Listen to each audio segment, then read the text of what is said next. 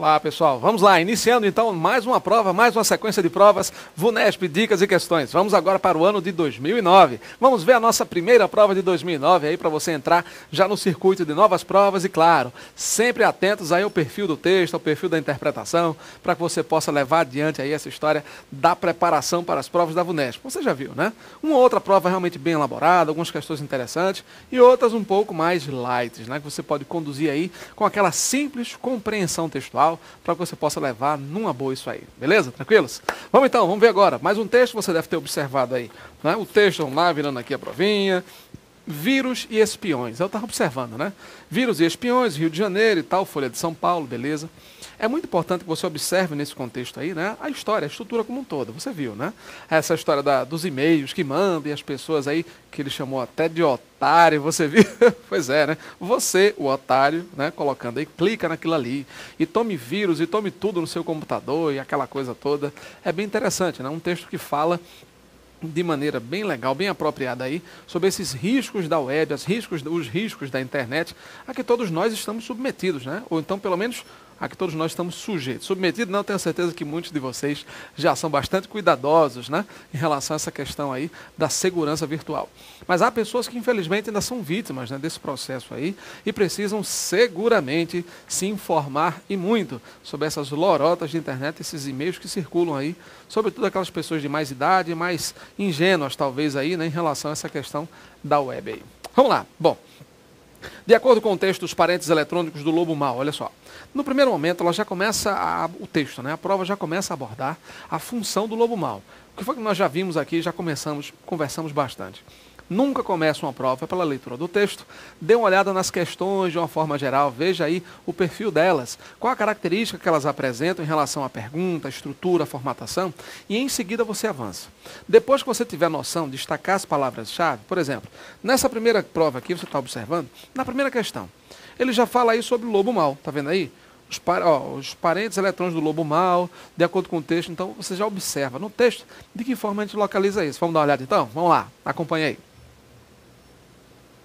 Olha só, ele já começa a colocar a prova de gestão, olha só o enunciado, tá vendo aí? Então ele vai no enunciado, joga isso aí tranquilamente, para você começar a perceber essa realidade, né? Lobo Mau, parente do Lobo Mau, faz o quê? Como é que é? Gente, ó, vamos lá.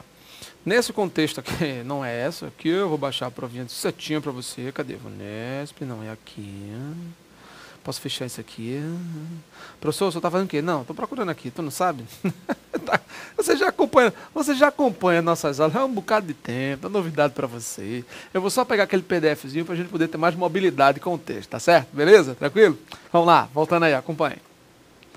Aí, claro, como você não vai ficar olhando para o Chroma, né? Para o Chroma aqui, para a parte verde, nem para a minha cara, eu vou procurar, logicamente, aqui, a provinha, já para a gente poder destacar os pontos do texto aqui, né? Olha só. Ele fala a questão dos vírus e espiões, e aqui, ó, logo no começo do texto, tá vendo o primeiro parágrafo aqui? Tá não, né? Porque tá pequeno, né? Beleza. Professor, aumenta aí. Vamos lá, olha aí. 180, tá bom? Tá legal. Olha só. Então ele já começa a falar aqui no primeiro parágrafo sobre a questão dos parentes eletrônicos do Lobo Mau, tá vendo aqui? Então você sabendo que ele vai perguntar sobre isso, de acordo com o texto dos parentes eletrônicos do Lobo Mau, você destaca isso aqui, já guarda no texto, lógico, como se fosse criptograma, né? Você já vai buscar no texto, olha aqui, ó, tá vendo? Então você já sabe que nesse trecho aqui, de uma forma ou de outra, já existem respostas plausíveis ou pelo menos próximas em relação a isso aqui. Entendeu, gente? Tranquilo? Da mesma forma, ó, você tem aqui, né? Segunda questão. Mas pergunta, o cidadão comum inocente no trecho inicial, ele coloca. O terceiro parágrafo, o trecho tal, tá vendo aqui? Então ele já tem marcadores prontos, ó. No terceiro parágrafo, faça isso, você verá o inciso que eu espero. Nesse contexto, o que é que ele faz? Na segunda questão, o internauta acaba vítima. Quando? Quando é que acontece como vítima? Ele coloca aqui, ó. Percebeu? Então, enviando mensagem tá, às pessoas, a armadilha, ele fala sobre as armadilhas, as campeãs de audiência, e exatamente o que muitas pessoas fazem aí, vacilando em relação a essas pegadinhas virtuais, tá certo? Percebeu? Então, muito cuidado com esse contexto aqui de semi-analfabetos e tal, tá? Na prova ele deixou isso bem claro, ok? Vamos lá, vamos voltar então para o nosso PPT aqui, belezinha. Vamos lá, olha aí. De acordo com o texto, os parentes eletrônicos do Lobo Mau. Aí, você vê na letra A, ele coloca assim. Eventualmente, podem obter informações sigilosas do cidadão comum, como os dados bancários, mas não tem como utilizá-los. Gente, Os parentes eletrônicos eventualmente podem obter informações? Não tem como utilizar? De que forma é essa? Gente, é claro que eles têm. Eventualmente não. Eles podem, muito frequentemente, obter essas informações, sobretudo pelo descuido dos donos de computadores, das pessoas menos hábeis em relação à operação, né, disso aí, tá certo? Podem obter esses conteúdos e, claro, fique ligado aí. Você tem que observar que ele falou aí, eventualmente, e ainda diz, não tem como utilizar. Quer dizer que se eles obtiverem a senha do cara, ele não vai ter como usar? Que história, né? Sem comentários aí. Vamos para a próxima, letra B de bola. Acompanha aí. Olha só. Aí na letra B ele já fala aí, induzem o cidadão comum a abrir anexos e links para que ele se garanta contra a invasão de vírus e tal e tal. Pessoal, entenda, eles realmente induzem. Beleza, induzem, até aqui está tudo certinho. Para que ele se garanta de jeito algum. Percebeu? Para que ele realmente caia na invasão de vírus, para que ele inicie e favoreça a invasão de vírus espiões. Certo? Letra C, vamos lá. Não representam para o cidadão comum o mesmo perigo que o animal tinha para Chapeuzinho, uma vez, sem comentários, né? Ele faz essa comparação. São idênticos aos lobos, o lobo mal da Chapeuzinho, por aí vai. Ele brinca com essa comparação. Letra D. Mostram-se inofensivos ao cidadão comum, sem comentários, né? O texto fala o tempo todo sobre os riscos que eles representam. Uma vez que eles sabem os perigos e tal, sem comentários. Por eliminação, claro, letra E, né? Você sabe aqui.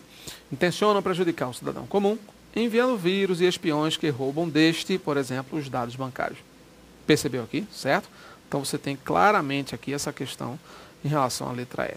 Beleza? Ok? Vamos para a próxima questão? Vamos lá? Olha aí. O internauta acaba vítima dos perigos da rede quando? E aí, o que você acha aí? Quando se submete aos procedimentos sugeridos, o que você acha? Claro, né? Gente, e que procedimentos seriam esses? Olha só. Quando o texto fala dos procedimentos, pode ver. Né? Ele diz assim, e o banco, como é que fazer isso? Veja, está aqui, ó, se diversos anexos e disparam, tal, tal.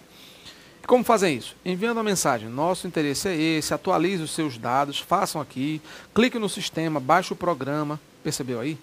Então, ó, ele diz, ó, basta clicar e depois salvar e executar, ele cria esses procedimentos. E o texto reafirma, quando você, usuário, né, ou então quando o usuário Zé Bobão, por exemplo, faz isso, quando você acorda, se dá conta do cliente, já é tarde, os dados bancários já foram, tem a armadilha toda aqui, percebeu? Então, nesse contexto aqui, ele fala disso, das campeãs de audiência e tal, tá? Então, muito cuidado, porque realmente, quando a pessoa tem essa questão, né, de se submeter a esses procedimentos, faça isso, clique aqui, baixe o link, lá, você já sabe que isso aqui dá problema, isso aí realmente é bronca, tá? Beleza? Letra B. O internauta acaba vítima quando subverte as intenções dos programas que invadem. Não, gente. Subverter é exatamente assim, cancelar, anular, né, ir de encontro a isso. Tá? É ir de encontro às intenções. Quando a pessoa identifica as más intenções dos programas e as subverte, é claro que essas pessoas, de uma forma ou de outra, né, conseguem subverter, anular, cancelar, ir de encontro a essa realidade e certamente se dão muito bem. Beleza? Tranquilos? Vamos lá. Salvo os programas enviados pelos bancos, de que é cliente? Pelos bancos, não. Pelos supostos lobos maus aí da história, pelos caras que realmente querem enganar. Percebeu? Ele acaba vítima quando está no banco. Não está aí, né?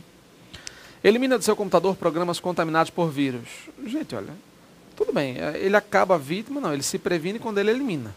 Mas quando ele se torna vítima, vamos dizer assim, ele se torna vítima desse sistema, não quando ele elimina, quando ele implanta, quando ele instala em seu computador programas desse tipo. Às vezes até sem saber que está instalando. Quando não executa os programas e se dirige pessoalmente aos órgãos públicos, não, ele tem que fazer isso. Tá? Então, de uma forma ou de outra, se ele recebe uma intimação do Ministério, que ele falou aí, no Ministério Público da Justiça, qualquer coisa aí, você está intimado a fazer isso e aquilo, aquela coisa. Se você recebe uma intimação, desconsidere o e-mail, ligue para a central do cliente, alguma coisa, vá para a internet, para o site oficial deste órgão, cheque realmente, jogue seu CPF, alguma coisa no site oficial, procure informações, ou então o DISC, o atendimento ao ouvinte daquele site específico, daquele órgão específico da Justiça. Aí sim, a partir daí você vai saber se isso realmente é vero ou se é pegadinha virtual, tá certo? Pelo menos para você avançar em relação a isso. Beleza? Tranquilos? Vamos continuar. Próxima questão, acompanha aí. Olha só. É nesse contexto. No terceiro parágrafo do texto, com a frase, faça isto e você verá o inciso que o espera. A frase é essa, hein? Vamos lá. Bom, nesse terceiro parágrafo aí, o autor faz o quê? Satiriza aqueles golpistas que se dão mal por não conseguir enganar as pessoas. Não. Pessoal, ele quer saber com esta frase aqui, ele quer dizer o quê? Faça isto. Isto o quê? Faça o que o cara, o enganador, está querendo que você faça. Obedeça às ordens dele e você verá o inciso que o espera. Percebeu? Então, claro, na letra de satiriza aqueles golpistas que se dão mal. Claro que não, né? O objetivo certamente não é esse. Ó, na letra D de dado, refere-se à situação daqueles que se deixam enganar. Claro. Aqueles caras, faça isto, ou seja, aqueles que fizeram isto, ou que fizerem isto, né, terão acesso a esse inciso problemático, a essa bomba que esses hackers, esses marginais virtuais estão fazendo. Tá? Refere-se à situação daqueles que se deixam enganar pelas armadilhas. Sim. Ou seja, se você fizer isso o quê? Se você se deixar enganar por essas armadilhas, seguir as orientações, vamos dizer assim, capciosas, né, perniciosas que eles dão, já sabe. Bom, o autor satiriza os golpistas? Não. Deixa evidente que poucas pessoas se deixam levar? Não, ele está dizendo, ele não quantifica, não. Ele diz até que muita gente tem feito isso. Um cidadão comum inocente pode se ver nesses perigos aí, quando da internet. É isso que ele diz, é isso que ele faz, tá certo? Ele coloca isso aí tranquilamente. Sugere que as pessoas sabem lidar com as informações obtidas. Não, ele sugere que o senso comum, aquelas pessoas mais ingênuas, tal, menos cuidadosas, seguramente não sabem lidar com isso e, consequentemente, podem ter sérios problemas em relação a essa história. Certo? Esse é o perfil, pelo menos, que ele está deixando claro aí. Mostra-se favorável à forma ardilosa como se aplicam os golpes da rede. Favorável não, né? Mostra-se contrário, ele procura orientar as pessoas exatamente aí a não fazer, a não aceitarem, vamos dizer assim, esse tipo de comando, esse tipo de orientação aí, beleza? Tranquilos? Vamos lá, continuando então, próxima questão. Questão 4, ó. O trecho inicial, um cidadão comum, inocente nas malhas da internet, nesse trecho contém, vamos lá, ele cai agora nas classes gramaticais, tá vendo aí? Substantivo, adjetivo e tal, ele vai fazer uma análise das classes gramaticais, vamos lá. Um cidadão comum, inocente nas manhas da internet. Vamos lá. O substantivo, um substantivo, cidadão, que se flexiona no plural da mesma forma que o substantivo mamão. Gente, qual é o plural do cidadão? Cidadãos. Qual é o plural de mamão? Mamões. Então, cidadão é uma coisa, mamões é outra flexão. Cuidado, tá? Então, veja. Flexão nominal numa prova da VUNESP.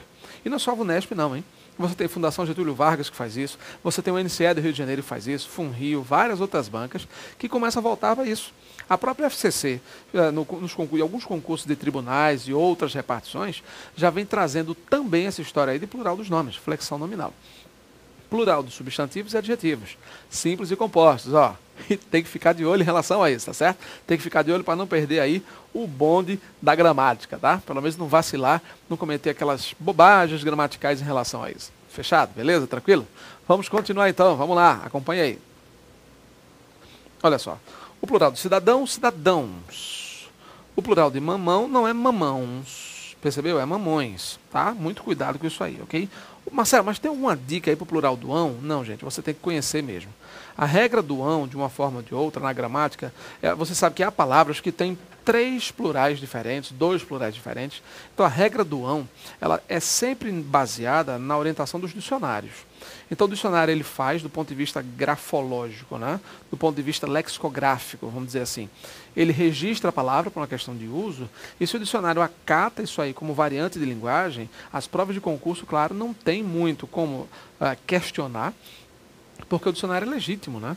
Agora, um bom dicionário. Então, estou falando do dicionário da quinta edição, da segunda edição do vocabulário, por exemplo, do dicionário da Academia Brasileira de Letras. Eu estou falando do dicionário AIS da língua portuguesa, do dicionário Aurélio da língua portuguesa, Luft, Michaelis. São alguns dicionários realmente assim respeitados, bons, consistentes. E é muito importante você, quando estiver lidando com essa diferença de pronúncia, nos próprios dicionários aí, claro, perceber de que forma eles estão utilizando. Por exemplo, o dicionário AIS da língua portuguesa é excelente, você sabe. O AIS é um dos melhores dicionários que existem na língua portuguesa. Só que ele é um dos poucos dicionários hoje em dia, por exemplo, aí que usa a expressão recorde ou recorde, que aceita as duas. Se você for para o Aurélio, ele só coloca recorde e não recorde. Aí você vai para o Luft, recorde. Michaelis, recorde. Soares Amora, recorde. E tantos outros. O dicionário da Academia de Letras, recorde. Não tem recorde. Até o dicionário da Academia. Então, até mesmo o AIS, o dicionário Wise, de Antônio Wise, tão bom, tão conceituado. Em alguns pontos ele já registra as formas, tentando ver se lança moda, mas os outros dicionários também seguram a onda e ninguém muda. Então fique atento em relação a isso, tá certo? É isso aí, na próxima aula, no próximo bloco, na próxima aula, a gente volta a falar sobre essa questão aí, plural dos nomes e tal, essa coisa toda. Beleza, gente? Fechado? Até a próxima.